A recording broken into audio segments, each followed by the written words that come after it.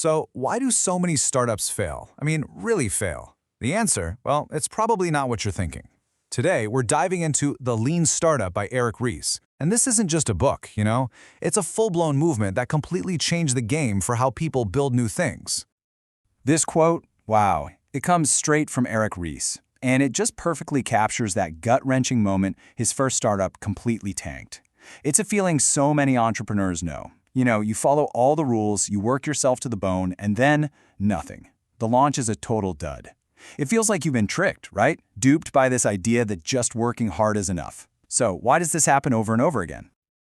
Okay, so here's the absolute core idea of the whole book. Most startups, they don't fail because their product is buggy or the team isn't smart or they run out of cash. Nope. They fail because they spend all their time and energy building a perfect product that absolutely nobody wants. And that, right there, that is the single biggest waste that this whole lean startup method is built to destroy. All right, so before we jump into the solution, we've got to understand the problem. The old, totally broken way of doing things. Let's take a little walk through what I like to call the startup graveyard and see why that classic build it and they will come strategy is, well, a recipe for disaster. You know the story, right? We've all heard it. The lone genius in a garage gets hit by a lightning bolt of an idea. And the myth goes that if you just have that brilliant idea and you work hard enough, success is pretty much guaranteed. It's a great story, super romantic, but Yeah, it's mostly a myth. Here's the cold, hard truth. Startups almost never fail because they can't build their thing. They fail because they waste months, sometimes years, flawlessly executing the wrong plan. The real enemy isn't a lack of effort, it's waste. Not like wasted paper clips, but the massive, soul-crushing waste of brilliant people's time building features that no one will ever use. So, if the old way is just a massive gamble, what's the alternative? Well, this is where the lean startup comes in. It flips the script and says, let's stop treating this like art and start treating it like a science specifically for finding your way through the fog of total uncertainty. Now, this definition right here from the book, it's the key to the whole thing. A startup isn't about being small or new. It's about operating under conditions of extreme uncertainty. That's the defining feature.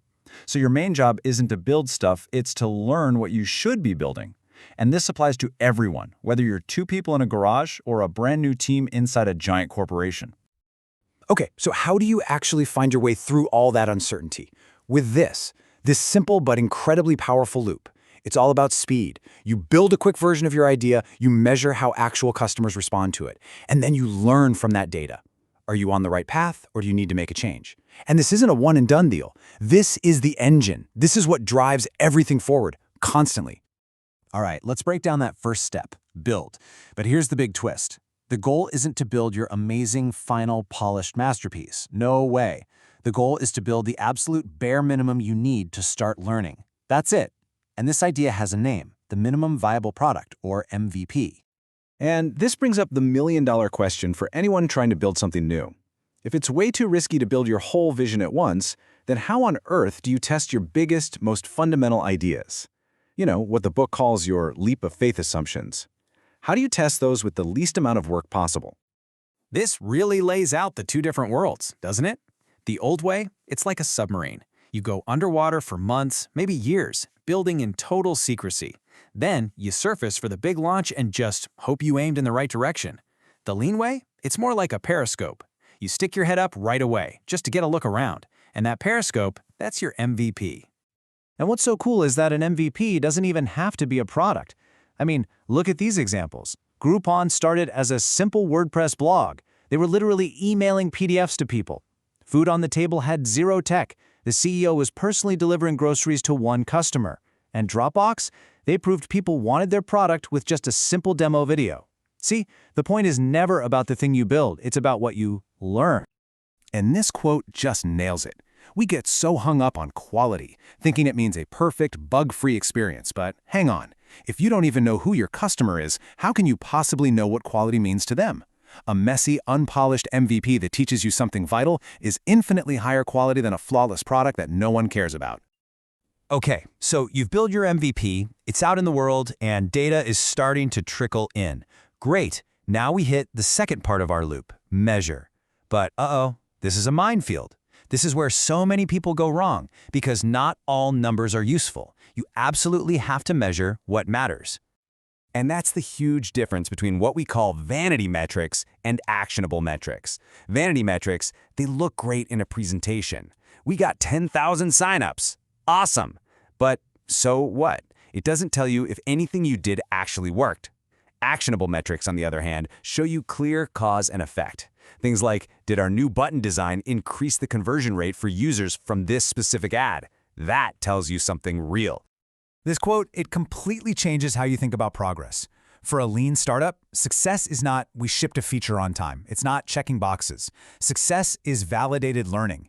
It means you have cold, hard data that proves you're getting closer to solving a real problem for a real customer. Honestly, that's the only kind of progress that actually counts. And that brings us to the final and maybe the most important part of the loop: learn. You've looked at the data, you've measured what matters, and now you're facing the single biggest decision a startup ever has to make. Based on what we now know, do we keep going down this road, or do we make a big change? This is the moment of truth. Pivot or persevere? So, the pivot. People throw this word around a lot, thinking it just means randomly changing your idea. It's not that at all. It's a structured, disciplined course correction. It's a strategic move based on the evidence you've gathered. A pivot isn't failure. It's using what you've learned to aim in a smarter direction. Let me say that again.